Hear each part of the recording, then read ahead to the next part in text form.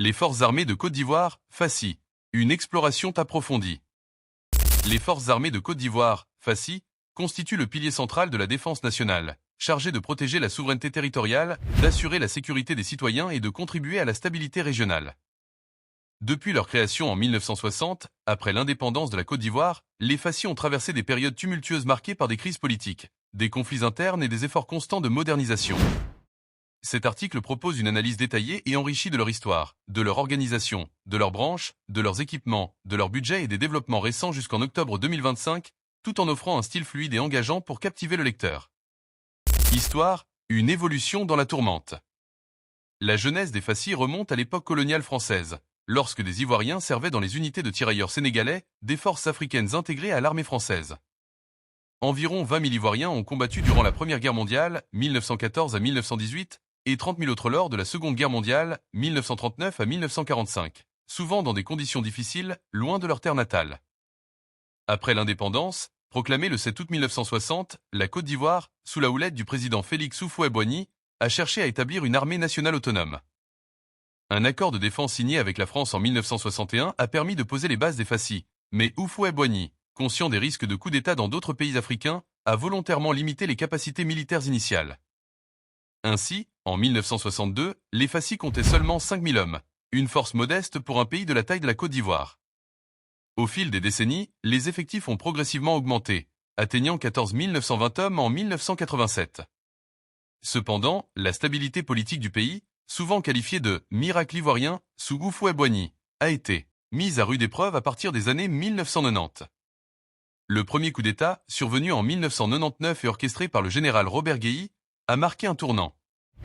Ce putsch, qui a renversé le président Henri Konan Bédié, a révélé les fragilités internes des FACI, notamment leur manque de cohésion et de discipline.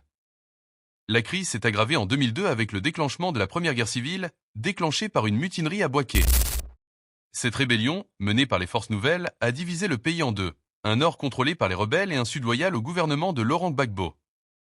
Une zone tampon, surveillée par les forces de l'ONU, ONUCI, et française, Licorne, a été établie pour contenir les violences. La Seconde Guerre civile, en 2010 à 2011, a encore fragilisé les FACI. Après l'élection contestée de 2010, les forces nouvelles, soutenues par la France, ont renversé Laurent Gbagbo, permettant l'accession au pouvoir d'Alassane Ouattara. Les forces républicaines de Côte d'Ivoire, FRCI, formées par l'intégration d'ex-rebelles dans l'armée régulière, ont marqué une tentative de réunification des forces armées. Cependant, des mutineries en 2014 et 2017, principalement motivées par des revendications salariales et des conditions de travail, ont mis en lumière les défis persistants de la cohésion interne. Depuis 2011, sous la présidence d'Ouattara, les FACI ont entamé une ambitieuse réforme pour professionnaliser leurs rangs, moderniser leurs équipements et renforcer leur rôle dans la sécurité régionale, tout en réduisant la dépendance vis-à-vis des forces étrangères, notamment françaises.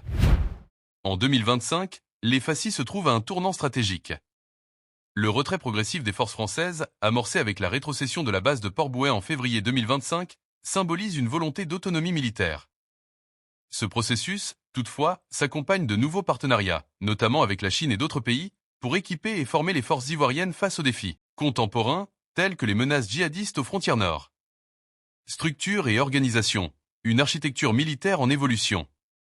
Les FACI sont placés sous l'autorité suprême du président de la République, commandant en chef, assisté par le ministre d'État chargé de la Défense, Téné Birahima Ouattara, et le chef d'état-major général des armées, Sanga, le général de corps d'armée Lassina Doumbia. Cette hiérarchie garantit une chaîne de commandement claire, bien que des tensions internes aient parfois perturbé son efficacité par le passé. Pour coordonner les différentes branches, un état-major interarmé a été mis en place, favorisant une approche intégrée des opérations.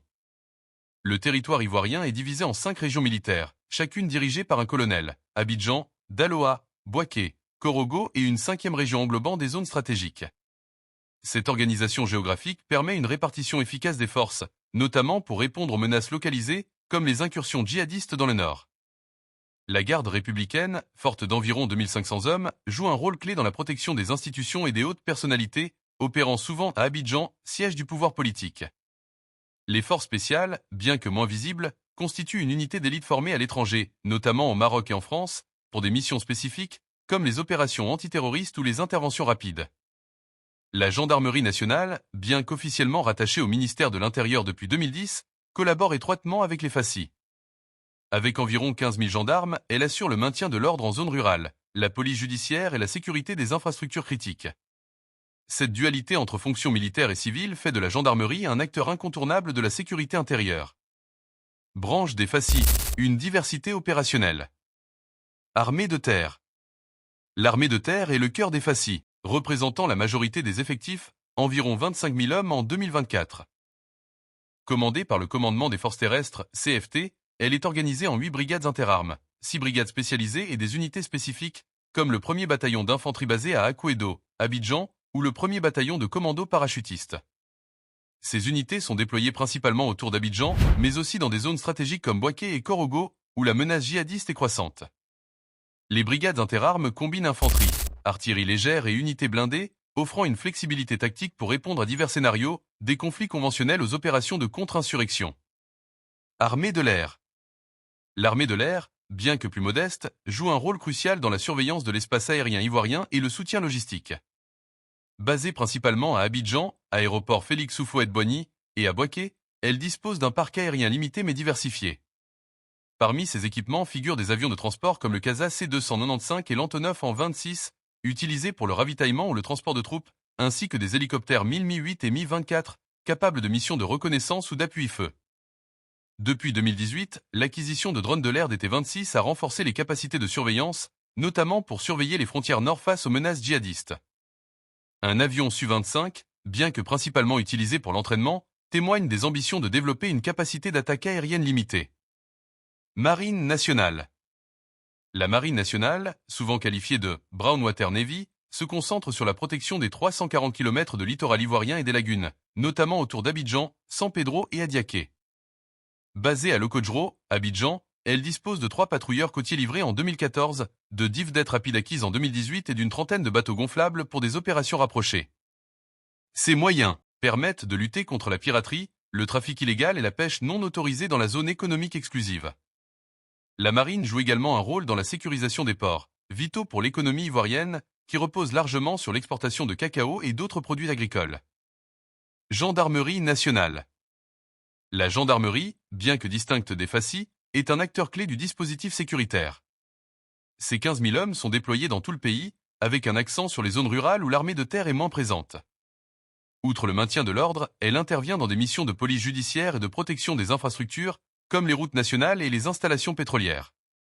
Sa collaboration avec les FACI est particulièrement visible lors d'opérations conjointes, comme les patrouilles aux frontières nord. Effectif, une armée en croissance. En 2024, les FACI comptent environ 27 500 hommes actifs, dont 22 000 dans les troupes régulières et 5 500 dans des unités paramilitaires. À cela s'ajoutent 12 000 réservistes, mobilisables en cas de crise. L'âge minimum pour le service militaire est de 18 ans, et environ 557 000 jeunes atteignent cet âge chaque année, offrant un vivier important pour le recrutement. Ces dernières années, les FACI ont lancé des campagnes massives pour renforcer leur rang. Entre 2022 et 2023, 10 000 nouveaux soldats ont été recrutés, dont 2 954 ont prêté serment lors d'une cérémonie symbolique au drapeau en mai 2022. Cependant, un déséquilibre structurel persiste. Environ 70% des effectifs sont des sous-officiers, une conséquence de l'intégration massive d'ex-rebelles après 2011. Ce ratio complique la chaîne de commandement et limite le nombre d'officiers supérieurs formés pour des postes stratégiques. Pour pallier cela, des efforts sont menés pour former de nouveaux cadres à l'École nationale des sous-officiers d'active, en SOA, de Boaké et via des partenariats internationaux. Par exemple, des officiers ivoiriens sont envoyés au Maroc, en France ou aux États-Unis pour des formations spécialisées, renforçant leur expertise en tactique, logistique et cybersécurité. Équipement, modernisation et diversification. L'équipement des FACI reflète à la fois leur héritage colonial et leurs ambitions modernes. La majorité des matériels proviennent de partenariats avec la France, mais des acquisitions récentes incluent des équipements d'Europe de l'Est, de Chine et d'autres partenaires. Armée de terre. Les unités terrestres disposent de véhicules blindés comme les BTR-80 soviétiques et plus de 500 véhicules tout-terrain LACMAT VLRA, fournis par la France. Des tests de blindés Titus 6X6 ont été réalisés en 2017, bien que leur adoption à grande échelle reste incertaine. L'artillerie comprend des lance-roquettes BM 21 grades et des obusiers de 122 mm, tandis que des missiles anti-chars concurrents renforcent les capacités anti-tanks. Les soldats sont équipés de fusils d'assaut, principalement des AK-47 et des Galil israéliens, adaptés aux environnements variés du pays, des forêts du sud aux savanes du nord. Armée de l'air, le parc aérien, bien que limité, est en expansion. Les avions de transport, CASA C-295, Antonov en 26, Beechcraft 1900, permettent des déploiements rapides et le ravitaillement des bases isolées. Les hélicoptères Mi-8 et Mi-24, hérités de l'ère soviétique, sont polyvalents, utilisés pour le transport, la reconnaissance et l'appui-feu. Les drones de l'ère des T-26, acquis récemment, offrent une surveillance en temps réel, essentielle pour les opérations aux frontières. Un unique Su-25, bien que rarement opérationnel, sert à l'entraînement des pilotes. Marine nationale. La flotte côtière comprend des patrouilleurs modernes, comme l'Intrépide, et des vedettes rapides capables d'opérations rapides dans les lagunes et en haute mer. Les bateaux gonflables, agiles et discrets, sont utilisés pour des missions de surveillance rapprochées. En 2024, un partenariat avec la Chine a permis l'acquisition de nouveaux vecteurs, probablement des véhicules terrestres ou des drones supplémentaires, renforçant la capacité des FACI à répondre aux menaces asymétriques, comme les attaques djihadistes. Budget, un investissement stratégique. Le budget de la défense pour 2024 s'élève à 399 milliards de francs CFA, environ 657 millions de dollars américains, en légère baisse de 1,87% par rapport à 2023. Ce budget, bien que modeste comparé à celui de puissances régionales comme le Nigeria, reflète une volonté de modernisation dans le cadre du Plan national de développement, PND, 2021 à 2025. En 2022, le budget était de 651 millions de dollars américains, en hausse de 7%, ce qui a permis de financer l'achat d'équipements, la construction d'infrastructures, comme des casernes modernes, et la formation des troupes. Pour 2025, bien que les chiffres exacts ne soient pas encore disponibles au 1er octobre, il est probable que le budget reste stable ou augmente légèrement pour soutenir les priorités stratégiques, notamment la sécurisation des frontières nord et l'autonomie militaire post-retrait français. Développement récent jusqu'en octobre 2025. Modernisation continue. Les FACI poursuivent leur transformation avec des recrutements massifs et des formations intensives.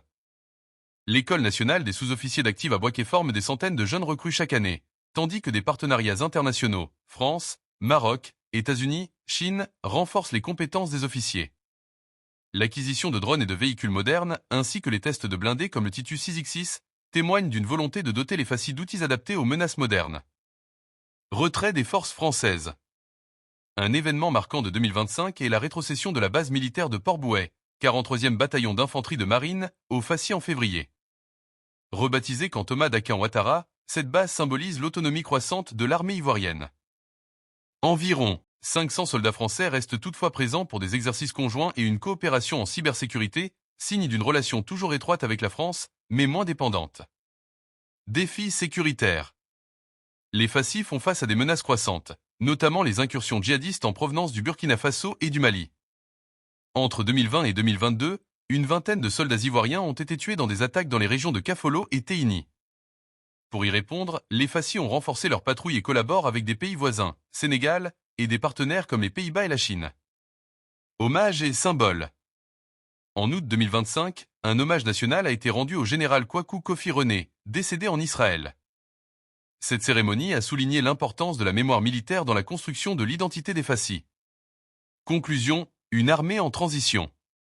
Les forces armées de Côte d'Ivoire, après des décennies marquées par les crises et les divisions, se positionnent aujourd'hui comme une force en pleine modernisation. Leur transformation, portée par des investissements dans l'équipement, la formation et l'autonomie stratégique, vise à répondre aux défis du XXIe siècle, qu'il s'agisse de menaces djihadistes, de piraterie maritime ou de tensions internes. Bien que des défis subsistent, notamment en termes de cohésion interne et de financement, les FACI s'affirment comme un acteur clé de la stabilité régionale. Pour des informations officielles, le site du ministère de la Défense reste une ressource essentielle. Ce panorama détaillé illustre le chemin parcouru par les FACI, depuis leur modeste début jusqu'à leur ambition actuelle de devenir une armée moderne et autonome, prête à relever les défis d'un monde en mutation.